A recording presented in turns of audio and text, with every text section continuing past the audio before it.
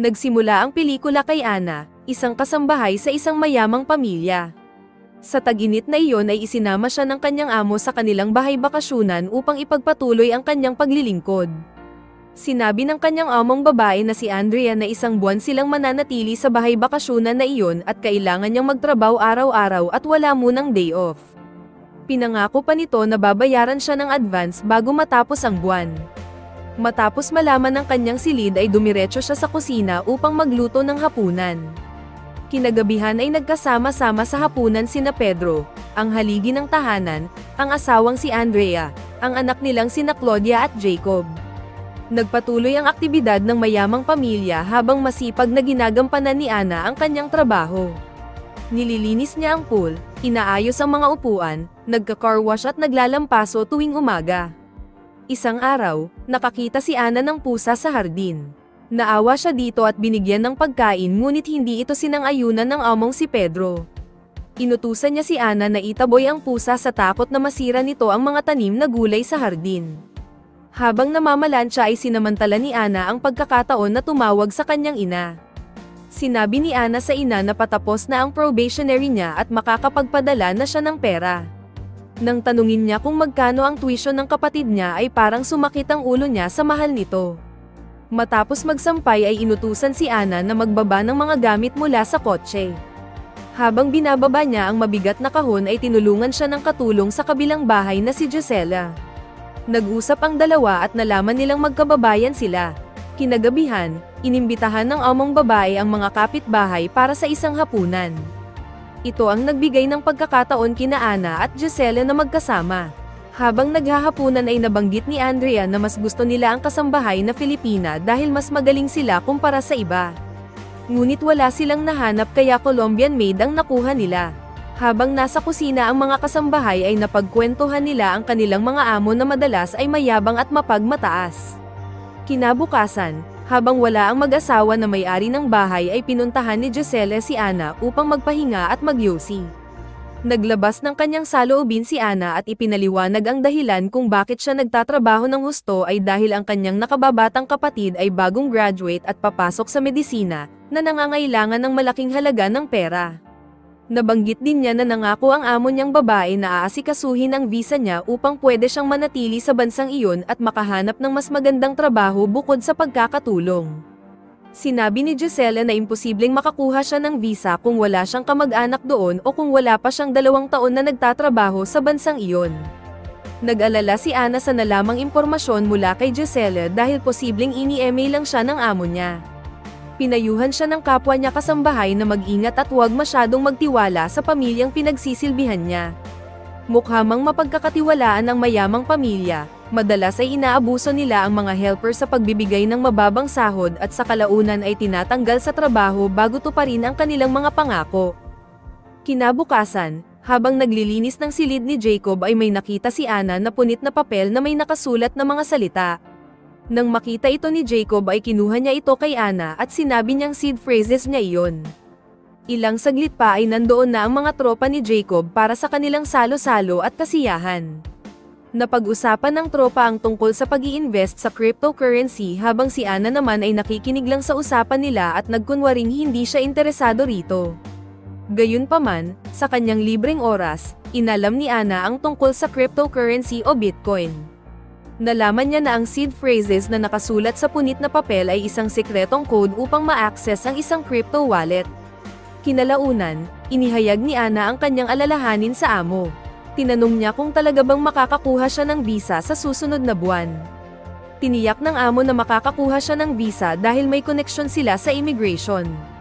Gayunpaman, di maalis kay Ana ang pag-aalala dahil pakiramdam niya ay baka ginugoyo lang siya ng kanyang among babae. Kinahapunan ay muling binisita ni Gisela si Ana at inimbitahan siya na makipagkita sa kanyang mga kaibigan. Nang nagtipon ng mga kababaihan, pinag-usapan nila ang dating app na Tinder na ginagamit nila upang mabawasan ang kanilang kalungkutan habang nagtatrabaho malayo sa kanilang mga pamilya. Kinagabihan, pagbalik ni Ana sa mansyon ay nagpasya siyang i-install ang Tinder at gumawa ng sariling account dahil umiral ang kanyang pagkamausisa sa apps at para na rin makakilala ng AFAM. Kinabukasan, inutusan ng among lalaki si Ana na lasunin ang mga pusang gala sa hardin. Ilang saglit pa ay tumuloy na ang mag-asawa sa kanilang paglalayag. Hindi sang-ayon si Ana sa inutos ng amo kaya nagkunwari siyang nabawasan ang lason tapos ay pinakain ng sardines ang mga pusang gala. Kinagabihan, habang nagtitinder si Ana ay lihim na kumatok si Giselle sa kanyang bintana at inimbitahan siyang pumunta sa isang beach party. Sa una ay nag-alangan si Ana dahil takot siyang mahuli ng amo. Ngunit kalaunan ay sumuko rin siya sa pangungumbinsi ng kanyang kaibigan. Magkasama silang nagtungo sa beach party, kung saan ay nandoon din ang ibang manggagawa mula sa kalapit na lugar.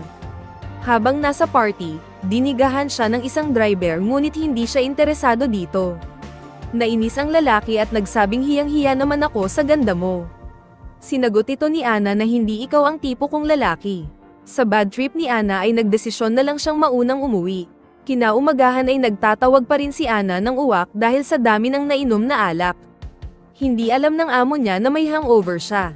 Nang araw ding iyon ay isinama siya ng kanyang amo sa dagat upang magdala at maligo. Pagkatapos ng paglalayag, pauwi na sila nang marinig ni Ana ang kanyang amo na inuutusan ng isa sa mga manggagawa na patayin ang mga pusang gala sa hardin. Dismayado siya dahil matagal na niyang problema ito.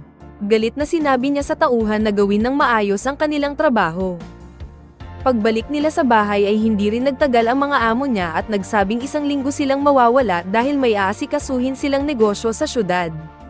Nabanggit din ng amo niya na nasesanti ang kasambahay na si Giselle dahil gumimik ito nang hindi nagpapaalam.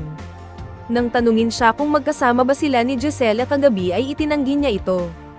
Huling habilin ng amo na siguraduhin niyang malinis ang buong mansyon dahil pagbalik nila ay may darating na kliyenteng Hapones upang tingnan ang binibenta nilang eskultura.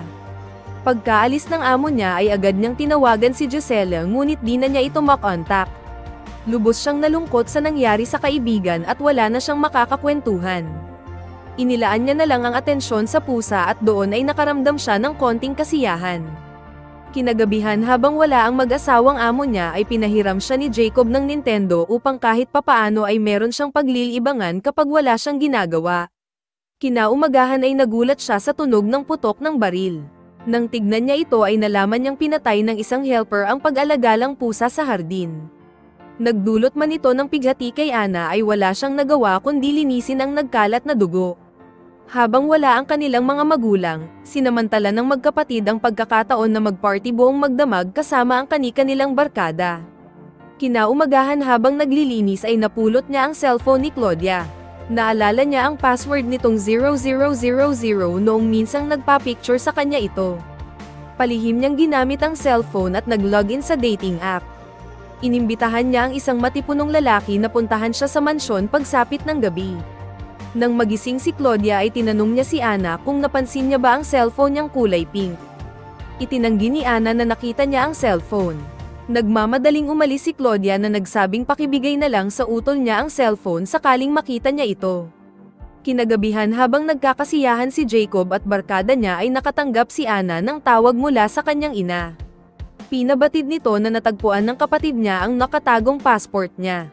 Nagsabi ito na titigil na lang siya sa pag-aaral at pupunta na lang siya ng Spain upang magtrabaho bilang kasambahay.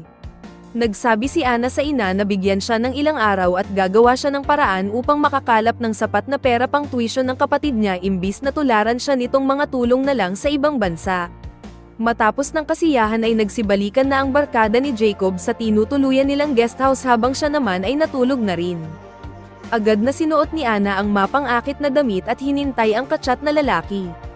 Pagdating ng lalaki ay tinanong nito kung nasaan si Claudia. Inamin ni Ana na walang darating na Claudia at sa kanya na lang siya maglabas ng sama ng loob. Di sinayang ng lalaki ang pagpunta doon kaya pinagbigyan niya ang gustong mangyari ni Ana. Pagdating ng umaga ay patuloy na nagkasiyahan ang magbabarkada. Pinashot nila si Ana ng beer tapos ay kinumprante siya ni Jacob. Sinabi niyang nakarinig siya ng kakaibang ingay sa pool at napagtanto niya na nagdala si Ana ng lalaki sa mansyon. Inalok ni Jacob si Ana ng pera, na nagpapahiwatig na gusto nilang matikman ang isang babae na taga-Colombia. Nainsulto si Ana at sinabi na hindi siya babaeng bayaran na gagawin ang lahat para lang sa pera. Bilang tugon, inilabas ni Jacob ang kanyang cellphone, binuksan ang isang app, at ipinakita sa kanya ang e-wallet na meron lamang mahigit 2 milyon. Inalok siya ni Jacob ng malaking halaga sapat pambayad sa tuition ng kapatid niyang magdodoktor. Nag-isip-isip si Ana at napainom ng beer. Ngunit sa huli ay nagdesisyon siya na tanggihan ang alok ng anak ng amo. Sinubukan siyang harasin ng magkakabarkada kaya tumakbo siya sa kanyang silid.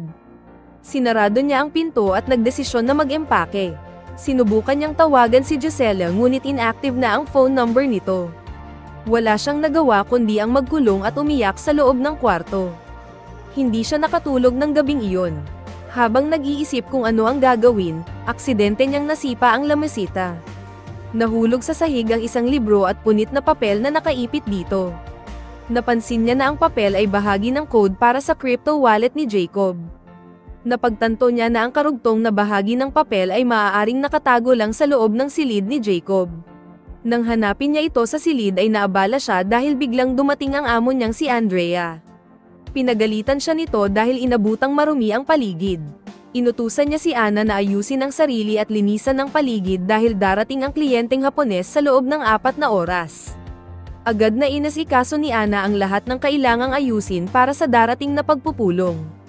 Nang magkaroon siya ng pagkakataon ay palihim siyang pumasok sa kwarto ni Jacob upang hanapin ang karugtong na bahagi ng code. Maya-maya lang ay narinig niya ang pag-uusap ng mag-asawa sa kabilang silid. Nalaman niyang alam na ng mag-asawa ang tungkol sa lalaking dinala niya sa bahay at ang ginagawa niya sa kusina. Napagtanto niya na may mga nakatagong CCTV sa kung saan upang malaman ang lahat ng kilos niya. Narinig niya rin na papatapusin muna ang okasyon sa araw na iyon bago siya sisantihin at palayasin. Naintindihan ni Ana na ang lahat ng pangako ng mga mayamang pamilya na bibigyan siya ng legal na visa ay pawang kasinungalingan at mukhang nalinlang siya. Gayunpaman, nagkunwari siyang wala siyang alam. Habang ipinapaliwanag ng among si Andrea sa bisitang Hapon ang tungkol sa eskultura, palihim na pumasok muli si Ana sa kwarto ng anak ng amo niya. Nang mapansin siya ng amo ay agad siyang sinundan nito. Sa pagkakataong ito ay nahanap niya ang karugtong na code ng crypto wallet ni Jacob bago nakapasok si Andrea. Nagtataka ang amo niya kung ano ang ginagawa niya doon. Nagalit si Andrea at nagsabing iyon na ang huling bagay na mahahawakan niya sa mansyong iyon. Inutusan siyang mag-empake ng kanyang mga gamit at agad na umalis sa mansyon. Hindi nagalit at tahimik na umalis si Ana. Gayunpaman, habang nasa kotse, hawak na niya ang buong code para sa crypto wallet ni Jacob. Agad-agad niyang inilipat ang mga Italian coins na nagkakahalaga ng higit na 2 milyong piso sa kanyang sariling e-wallet. Tila natuto ng mahalagang aral ang mga mayayaman na mapagsamantala sa pamamagitan ng pagpapasahod sa kasambahay ng mababang halaga. Lalong-lalo na si Jacob na nawalan ng 2 milyon dahil sa kanyang kapabayaan.